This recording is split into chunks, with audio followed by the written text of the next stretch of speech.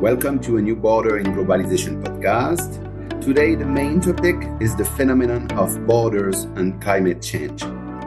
The notion of climate change is extremely important to understand as it drives irreversible shifts in ecosystems, threatens global food and water security, and demands coordinated efforts to reduce emissions and build resilient communities.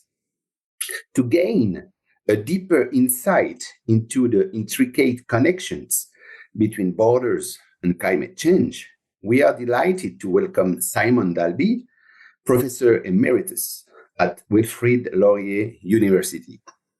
Among other publications, Simon Dalby authored Pyromania, Fire and Geopolitics in a Climate-Disrupted World, published in 2024. Welcome on board, Professor Simon Dalby. Thank you very much, Ben. So this podcast is divided into two parts. The first part focuses on the Anthropocene and climate change, and the second will explore some future scenarios and anticipations for climate challenges. Let's start our first part.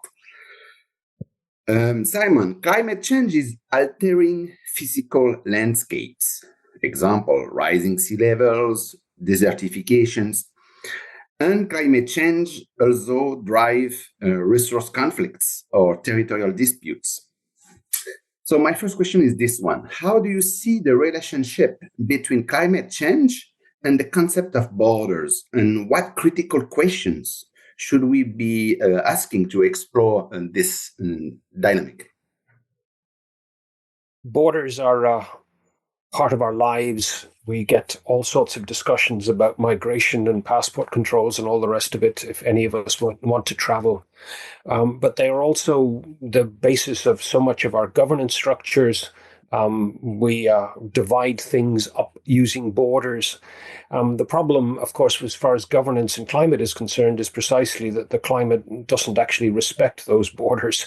If you go south to the 49th parallel from most of Canada, or at least from the prairie provinces, the climate doesn't suddenly change when you cross into the Dakotas or into Montana. Yeah. What we are trying to do is govern climate with a series of institutions that don't map well onto the climate at all. We are trying to think about emissions. We're trying to think about how to count them, and hence who might be responsible for them, where and when. And yet the commodities that are factories, which chuck out huge quantities of greenhouse gases, which is what's causing climate change, end up being shipped across borders, or at least they did until Trump's tariffs interrupted the whole process in the last few months. Nonetheless, how we count whose emissions are being used and hence who should pay for which emissions where is all a complicated matter of jurisdiction, and borders are absolutely crucial to all of this. But yet, our economies and our ecologies simply don't follow the structure that we have set in motion with territorial boundaries and administrative practices of states. This is an old problem for environmental governance. In fact, a very substantial part of the discussion about environmental governance is precisely about how to handle borders and boundaries and transboundary things, from acid rain in the 80s and of course the big global questions of ozone depletion, which came to a fore back then. How to count the emissions, how to get this interconnected ecological system at the planetary scale and divvy it up using territorial boundaries doesn't work very well. Doesn't work in Antarctica, where we don't have formal state boundaries. It doesn't work across large quantities of the ocean, which aren't divided up, at least not yet, territorially. And given the way that weather patterns move across frontiers, borders are really often not a very useful way of thinking about how to tackle climate at all. But administratively, we are pretty much stuck with them for many aspects of the climate problem. Mm-hmm. So there's a real misfit here. And border scholars in particular need to stop and think about how do they tackle these things. Finally, of course, how we respond to climate in terms of how we manage forests and landscapes and so on. In many cases, one side of the border is being managed one way by one government, the other side of the border is being managed different by another government, and that may actually cause all sorts of difficulties. And collaboration and cooperation across borders on these things are, of course, part and parcel of what we need to grapple with. There are some very positive stories in the Canada-US border, of course, the whole IJC, the International Joint Commission on Managing Water, and so on, has been a success story. Although that said, of course, Trump is talking about trying to tear up the Columbia River Treaty, which is one of those cross-boundary things. All of this is heightened because, of course, snowpacks and rainfall determines how much water's in which dams, and hence what water gets to flow across the frontiers for irrigation purposes, for generating electricity, and so on. So climate is impacting these things too, because while rivers and lakes aren't climate directly, they are indirectly influenced. If the waters are warmer in the Great Lakes and the ice doesn't form, then you get different weather patterns in the eastern parts of Canada and the United States. If it's a cold winter and the ice does form, then you get less evaporation, less snow in some places. So we're interconnected all the way through, and the fact that we've driven these borders through the middle of various ecosystems makes governance very tricky, very important, and something that a whole new generation of students is going to have to get their head around soon. Thank you, Simon, for this great overview. Environmental security traditionally focuses on protecting states from environmental threats like resource scarcity or natural disasters. How does the Anthropocene redefine our understanding of environmental security?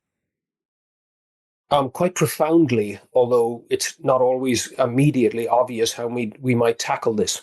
The Anthropocene is a term that has been kicked around now for a couple of decades by Earth system scientists, suggesting that the sheer scale of human activities, and particularly the activities driven by what I sometimes simply call industrial humanity, people that are tied into the production systems and the whole consumption and trading systems made possible by modern industry, they have changed how the Earth system works on a scale that many people have been slow to grapple with.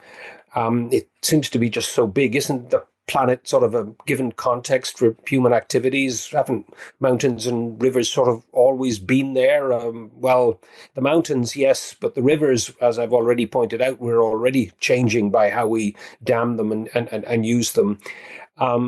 The assumption in much of the environmental security discussion was back starting really in the 80s. There's precursors, but the real debate really comes out of the 80s and the discussion of our common future and the emergence of the whole notion of sustainable development as a way of protecting environments. That whole discussion usually assumed that what really needed to be done was ensure the production of resources without too much pollution, ensure that we produced resources, agriculture, products, forestry, and so on in ways that perpetuated the supply of those resources into the future. Implicit in most of that assumption is that you've got fairly stable and predictable climate conditions. Weather will be more or less within a predictable range from one year to the next, from one decade to the next, and hence planting crops, when you're thinking in terms of which trees to plant so that you've got a harvestable forest 50 years or 80 years or whatever in the future, the assumption is that that the environmental conditions will be more or less the same in the future. So what's grown here in the past, we can safely grow again in future decades. Climate change and the fact that we have beginning to change the climate on such a dramatic scale, that's hence the use of the term Anthropocene to suggest new planetary circumstances, makes all of this much, much more difficult, because it's not clear in many parts of the world that weather conditions that allowed us to predict what trees to plant, what crops to plant, are going to be stable enough into the long-term future that they will be reliable suppliers of the resources we've traditionally taken from those landscapes. All of which means we now need to think about environmental security in terms of what kind of landscapes are we literally making? What are we planting? How are we damming and irrigating? And how are we facilitating, and this is a crucial point when it comes to borders, the migration of species as the climate changes, because wild species will inevitably respond by moving to conditions where they find more conducive climate conditions to grow. So how are we going to think about ecosystems, make them flourish, but also allow them to facilitate the moving of wild animals and plants as the climate changes? All of those things need to be done. So we need to understand environments as much more than stable resource supplying areas. We need to think about how we do regenerative agriculture or agroecology in various ways, so that we allow the ecosystems to flourish, hopefully in ways that will buffer human societies from the worst disruptions of climate, but will also allow species to survive, the species that need to move. We won't treat new things that start growing in our fields as weeds that have to be eradicated, but we will find ways of constructing ecological corridors so that those species can survive and move. This is the dynamic new ecological circumstances of the Anthropocene, and it's much more than simply the traditional notions of reliable supplies of resources. Thank you, Simon. Wildfires, intensified by climate change, are increasingly frequent and severe. In your work, you present wildfires as symptoms of the Anthropocene. How do these events highlight the interplay between climate change and the disruption of natural and political boundaries? We are recording this in the middle of May in 2025. And today, on the May the 14th, when we're recording it, there are wildfires spreading rapidly in the province of Manitoba. One of the news items this morning suggests that Manitoba Hydro has got to actually close down a couple of its generating stations for the safety of the crews, because it's not clear that the staff at the generating stations can get safe road access to their facilities. If we are then contracting to send Manitoba Hydro power to either north to Nunavut, as has been discussed in the last few weeks, or continuing to send it south to the United States or to other Canadian provinces, then immediately we have jurisdictional issues, because contracts that are dependent on reliable supplies of power may be interrupted, because the increasingly severe wildfires that we're obviously suffering from are messing up, in this case, electricity contracts.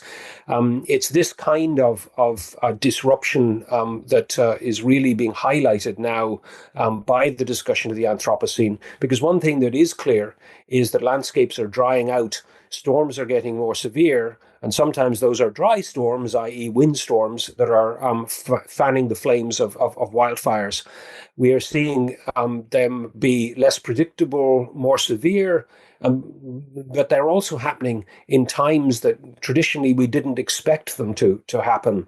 The discussion earlier this year of the wildfires in the suburbs of Los Angeles included discussions about the fact there isn't a fire season in Los Angeles anymore. There's a fire year. So we're living in less predictable times. We're also living in times where that lack of prediction may disrupt things like interprovincial and interstate trade. The electricity from Manitoba Hydro just being the case in point today in the headlines.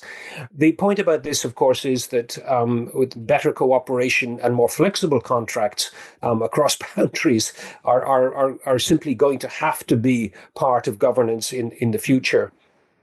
The other side of the world, as we talk, there's been a series of military attacks across the line of control in Kashmir between Pakistan and India in the last week. The point about this, of course, is that there's much discussion about if that conflict escalates.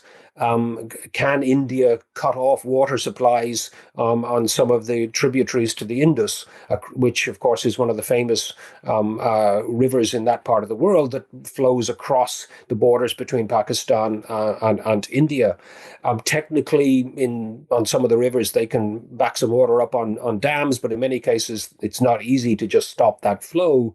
But one of the things that many of us have been talking about, the impact of the Anthropocene on international politics and the crucial role of boundaries is where they are in the middle of things like river basins, is the need to write into these agreements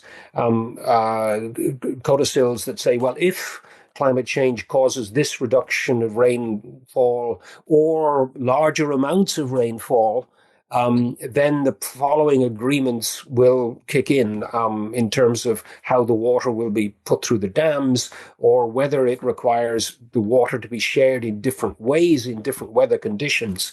Anticipating this kind of stuff in cross-border arrangements is something that anybody who's writing a treaty or an agreement now needs to write into those governance arrangements so that we know what the rules of the road are, or perhaps I should say in this case, the rules of the river are in terms of how unanticipated events may require rapid adaptations of governance arrangements.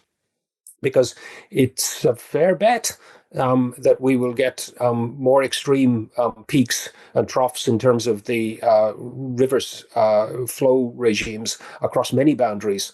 The Columbia River Treaty is obviously going to have to be rediscussed, renewed in coming years. How it might best be dealt with when we are anticipating, well, we don't know whether we're going to get bigger snowpacks or smaller snowpacks, fuller dams or more empty dams, but thinking about how it is that gets written into the new rules and regulations for the Columbia is something that is obvious. But the same basic rules apply across the Indus in many other parts of the world. More extreme weather requires trans-border cooperation, but it also requires careful anticipation of what to do when the past is no longer a reliable indication of what might be coming. Thank you, Simon. I know an example of adaptation of borders in the Alps between the government of Italy and the government of Switzerland and maybe Austria. They have decided to adapt the border lines to the effect of the climate change on the glacier, So now the border is called mobile border, and the border will follow the transformation of the line determined on the glaciers. What do you think about this? Well, I mean, I think this is an intriguing example of the kind of change that when those borders were drawn back in the day, nobody anticipated. The assumption is the glacier is always going to be there. You draw the line across it, and it's stable. No. When those glaciers start to melt, suddenly the landscape is starting to change. Now, in the case of Switzerland and Italy and Austria, for that matter, too, it's very, very minor changes, and it's easy to put some sensible arrangements so that, okay, if it melts, we'll technically draw the line here, and as the line moves, we'll understand that it will move, and we'll all cooperate on that. There's not a whole heck of a lot of activities up there apart from some skiers and hikers in the summer and so on, that might be directly impacted by this.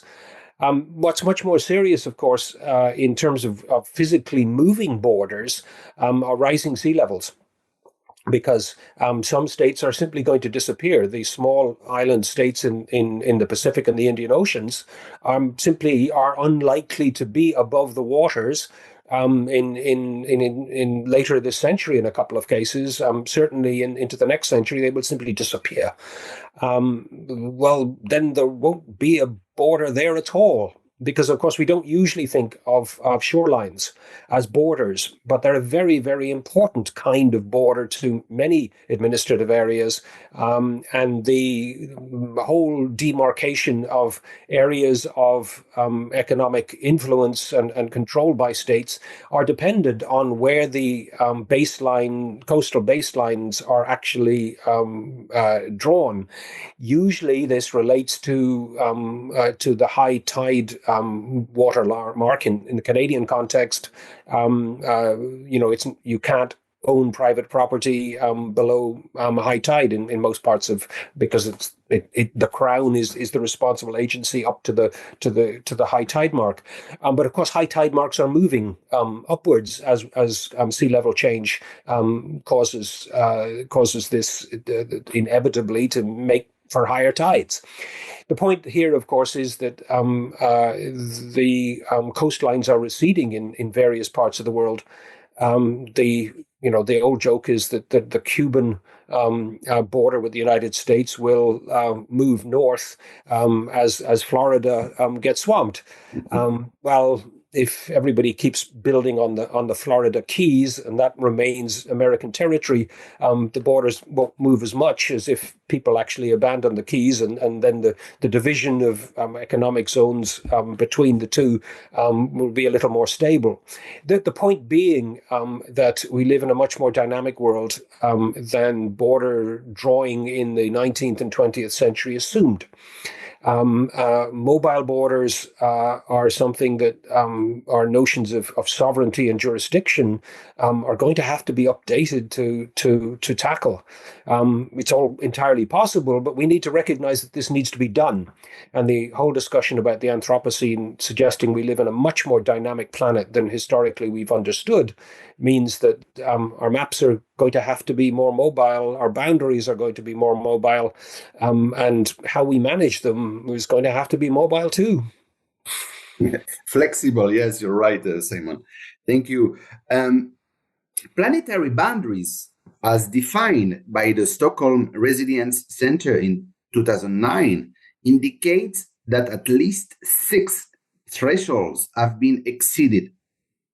What do these indicators reveal about the local, regional, and global measures needed to address destabilized Earth systems? The answer to that's really complicated, because how these phenomena will play out in different parts of the world is, of course, much of what the science is now trying to work on.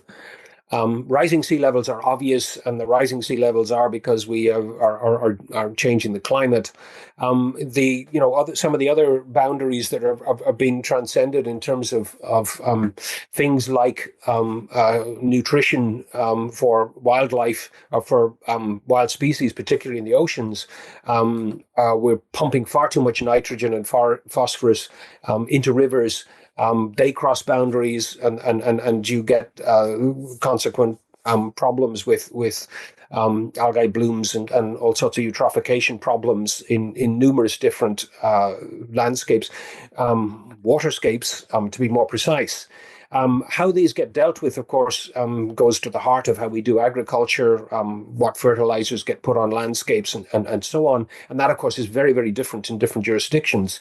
Bottom line, of course, is if we can use phosphorus and nitrogen much more efficiently, however we're planting things, it will help. but that will require doing agriculture differently in different places, depending on the kind of agriculture you're doing. So it's difficult to point this, to give you a precise answer to that kind of stuff. I mean, obviously, agroecology, which takes the uptake of fertilizer into ecosystems seriously and dramatically reduces by being much more efficient in terms of giving the plants that need the nutrition, the necessary fertilizer, and not having waste run off fields and into rivers and so on, is a crucial part of how this stuff gets tackled. But of course, what you're growing where is also dependent on those shifting climates as well. So we've got to deal with being much more efficient in terms of nitrogen and phosphorus, for instance, while simultaneously thinking about how we adapt our agricultural practices to be sensitive to the ecological context in a particular place. I mean, if that sounds like a slightly abstract answer, well, this is, of course, the crucial point, is that these things play out differently in particular ecosystems, and the overall warning about the boundaries at the global scale require adaptations that are context specific in particular parts of the planet, and that's, of course, what the difficulty of thinking about the planet in big terms, in terms of the Anthropocene, in terms of the policy implications and how borders play on that, is very much context specific. So you have to stop and think about, well, how do these big changes actually play in my particular ecosystem, and then adapt as best you can accordingly, recognizing that we live as an integral part of our ecosystems. Nature isn't something external that we can dominate and control.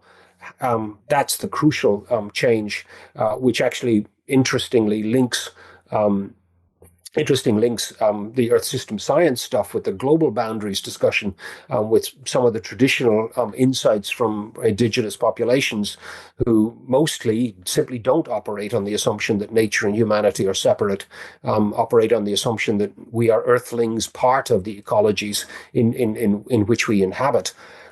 That fundamental shift in terms of how we conceptualize our place in the universe is part and parcel of what links interesting developments in indigenous studies, native peoples, cosmologies, as well as the Earth system discussion, all of which highlights the fact that many of the boundaries we're dealing with are really very arbitrary impositions on the world, and we need to understand them as such.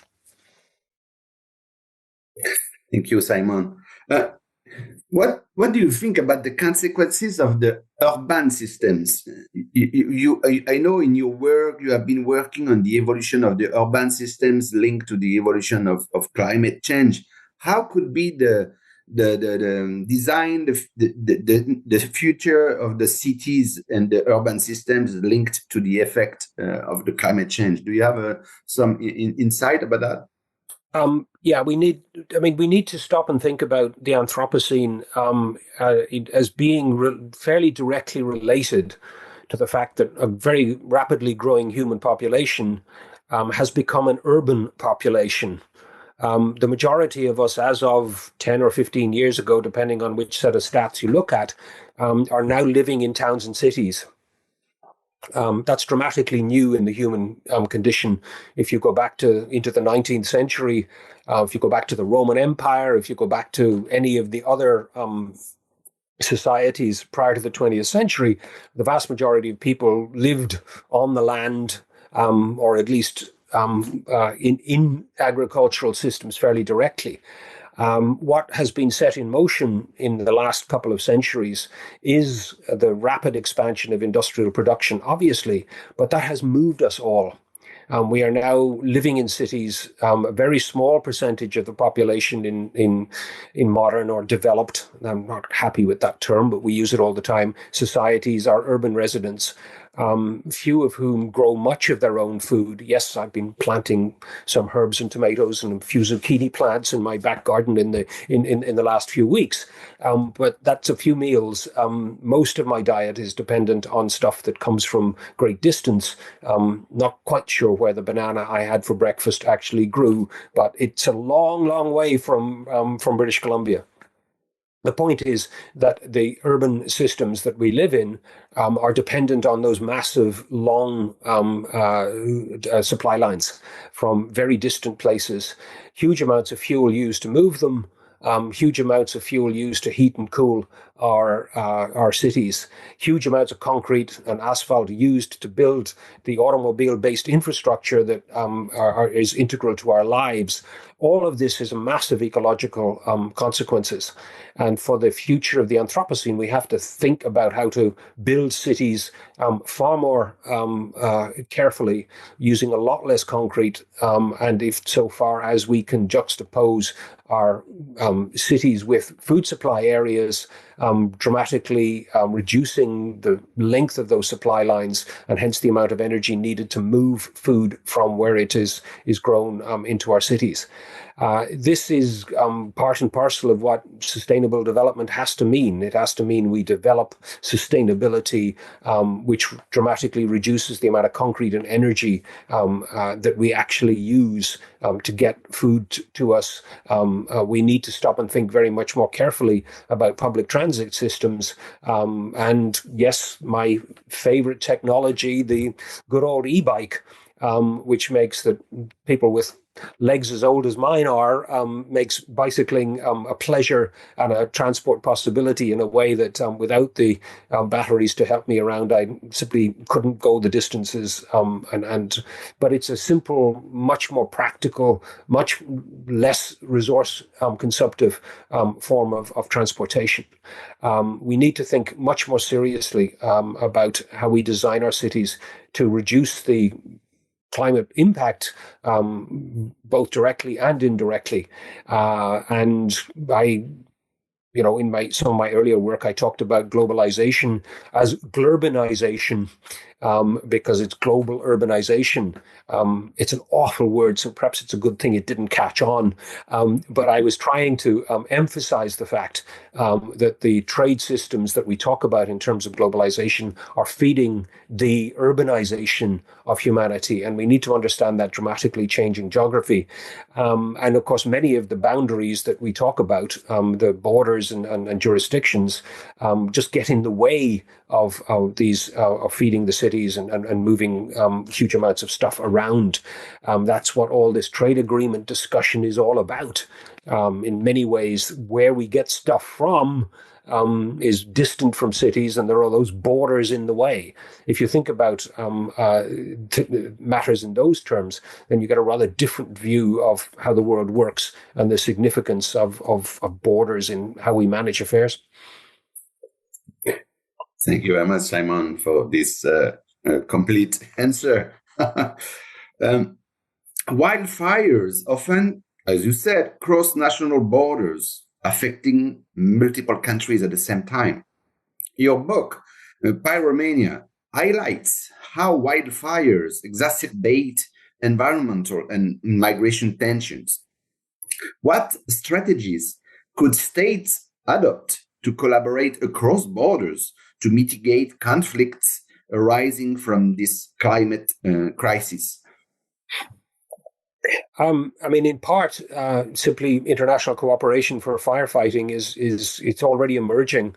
One of the reasons why Canadians were annoyed about Trump back at the beginning of 2025 was complaining about Canada not having anything that the United States wanted. And there was a whole bunch of Canadian firefighters and water bombers down in Los Angeles trying to help put those wildfires in Los Angeles out. And the juxtaposition of Trump's statements with what Canadians were practically doing to help was just particularly annoying.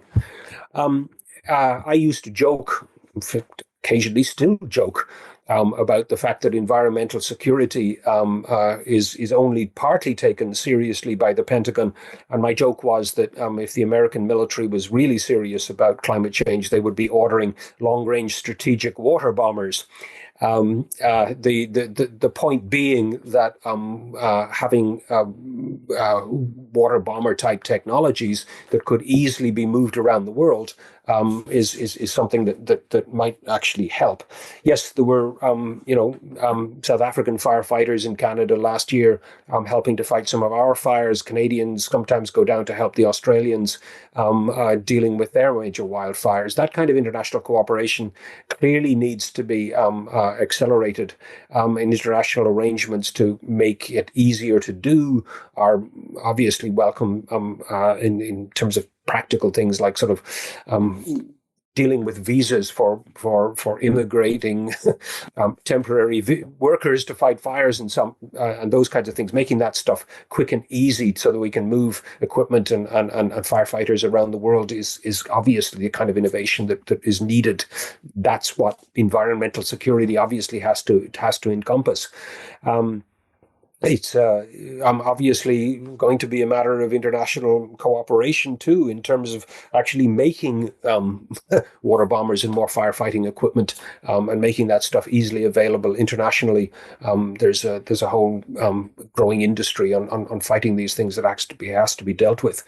I think the more important point is to make practices of trying to prevent wildfire far more prevalent. We have to think about landscapes, and in this case, also many of the native peoples in both Australia and North America have long been saying that they have ideas in their culture about practical fire management, which actually involves small-scale controlled burns to stop the fuel accumulating that then feeds the worst of the wildfires. There's a whole lot of indigenous knowledge there, and again, that tends to be ecosystem specific because different plant combinations with different weather conditions are the key to that kind of management. And indeed, the necessity of learning how those landscapes are managed in the past is important. But of course, the additional wrinkle on all this is that climate is making these fires more severe. It may mean that we need to ramp up the traditional fire landscape management practices and adapt them a bit as the climate and on those landscapes actually changes. Which is why it's really important that we have, biologists and landscape ecologists talking to indigenous folks and say, well, look, this worked in these conditions. What worked in, what might work in more extreme conditions? Are there lessons from your past about how you handled? This is the kind of dialogue that's absolutely crucial for landscape management, and it's beginning to happen. But graduate students who are listening to this podcast, pay attention to these things because understanding this stuff, and the faster we can get that knowledge transferred from the biologists to the firefighters and to the landscape ecologists that are actually doing land use planning, this stuff is just crucial. Because if you can reduce the fuel that's available, if you can manage to get your landscape so that if fires does break out, it doesn't spread and it doesn't accelerate so rapidly, it'll help. That said, extreme climate conditions that have dried out landscapes in many parts of the world are making this very tricky, simply because the extreme droughts are drying out those landscapes. Therefore, fires are more likely to be severe. And this is, of course, one of the major issues that we all have to confront. Wildfire is a hazard. It's also, of course, adding, ironically, to the carbon dioxide in the atmosphere. So it's actually making climate change worse, even if temporarily the smoke actually cools places off by shading them. So you get these perverse effects moving in different ways. And back to your point about cities a moment ago, Ben, one of the crucial things from a couple of summers ago was the major wildfires in the north of Canada were causing air quality issues in New York. Because we do live in an interconnected planetary system where fires in one place cause health impacts in others. And this is something that we also need to understand. If we can constrain wildfires in some places, we may be helping health providers across the border in some other some other jurisdiction. That said, some of the worst wildfires in recent years have been in the Arctic. Those huge wildfires in the north end of Canada got quite a bit of attention 2 years ago. The ones in Siberia at the same time were bigger, and there's absolutely nothing the Russians can do to fight those big fires in remote areas of Siberia, simply because they are inaccessible. And when the fires really get going, you just have to let them burn, which is, adding to the climate problem, because it's adding carbon dioxide into the atmosphere, making climate change worse, ironically. Thank you, Simon. I was thinking during your answer about other legal strategies that could be implemented by states. The concept of community of interest across border, this concept of community of interest has been developed for the Rhine River, for the Danube River, for all these big watersheds, and it's linked with the concept of border zone. Borders as a zone of cooperation, and not as a line, and not as a boundary, and not as a limit. So, what do you think about this other legal or political strategy about community of interest to improve the fight against the climate consequences? Well, I mean, in terms of community of interest, I mean, the whole planet has an interest in a stable climate. Exactly. And I mean, this has been the guts of the whole United Nations Framework Convention on Climate Change, which had its origins in the Earth Summit in 1992. It generates these annual conferences, with the exception of 1 year when it didn't happen because of COVID, the so-called COPs, the Conference of Parties. But that said, it has taken until the last few years for this process to actually name the problem, and the primary driver of climate change is in fact fossil fuels. Mm-hmm.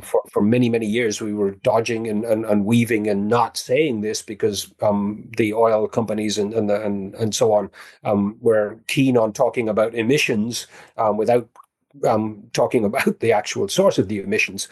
And we're finally beginning to recognize that. Can we now understand a global community of interest in closing down fossil fuel production? That really is now the really big question, because the whole Anthropocene formulation emphasizes that we need to focus on what we are making, quite literally what human activity is making.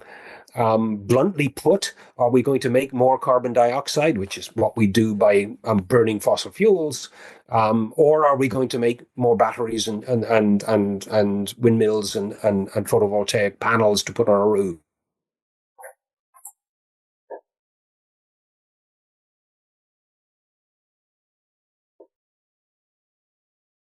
Changed. And what is that future going to look like? Is it going to be more climate change, or are we going to grapple with our fossil fuel production, keep the stuff in the ground? And that will give us a very different world, a much more stable world, I would hope. Who gets to decide this, again, becomes a matter of political economy rather than necessarily a matter of borders. But it still comes down to states within those borders to administer whatever the agreements about the community of interest legal philosophy may have actually generated. So we're stuck with states, and yet we understand that they have their limits. Hence, community of interest, common agreement on basic principles, and a common agreement on acting together is absolutely crucial. And of course, the politics of the present moment are where the Erdogans and the Trumps and the Putins of this world are far more interested in their own chunk of territory than they are in any kind of common interest for the future of humanity. This whole populist authoritarian turn in global politics emphasizes the importance of borders as modes of governance, at just the moment when we need to actually emphasize the importance of cooperation across those borders to tackle numerous global problems. And it's this geographical imagination of autonomous separate spaces which is so pernicious in the current geopolitical circumstances, because we really do need to work on how to share a crowded world rather than trying to figure out how best to dominate a divided one. That's the crux of the issue in terms of where geopolitics, borders, and ecology link. There's 8 billion of us living in those cities you talked about a little while ago, and figuring out how best to share this world has to be the political priority for our times. And yet the crises and the difficulties are generating a really retrograde fall back on simple territorial categories as the most important things in how we think about our living together, whereas in fact, in many cases, they are anything but the most important categories that we need to grapple with. Thank you, Simon. Yes, I think we could understand now Earth as a global zone, global cross-border zone of cooperation, and it's important to link the double dimensions, the local cross-border cooperation and the global cross-border cooperation. Last question, but not least, for to terminate our first part, Simon.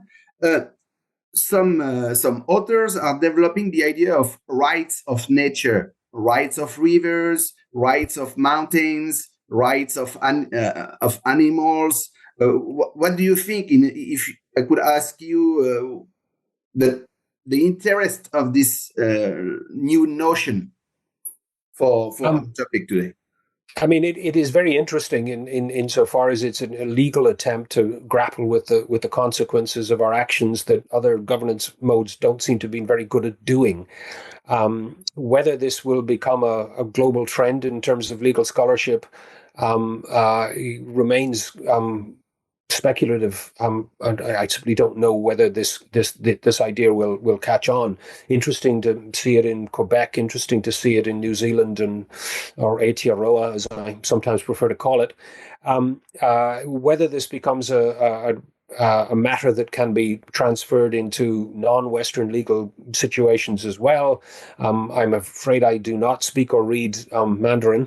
I have no idea whether the Chinese notions of an ecological civilization, which are clearly important to Xi and his current cohort of rulers in China, I don't understand as to whether it's translatable into other non-Western legal traditions. That said, basically, if it helps in constraining the most outrageous damage being done to natural systems, I'm all in favor of it. The legal dimensions of extending control do worry me insofar as if it extends the notion of drawing boundaries around things, giving just a particular entity a right. Are we actually extending the colonial mentality further into nature? That's the thing that worries me about whether this is simply extending human domination, extending human control into ever further entities, rather than recognizing that perhaps moving away from trying to control and dominate might be a better philosophical way to understand ourselves as living with, rather than controlling things that are understood as being external to the remit of humanity.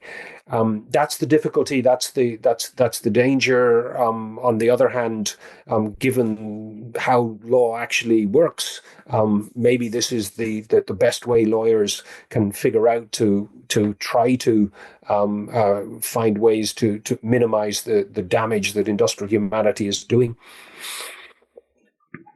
Thank you very much, Simon. We have reached the end of the first part of the podcast. Thank you, Simon Dalby, and see you later for the second part.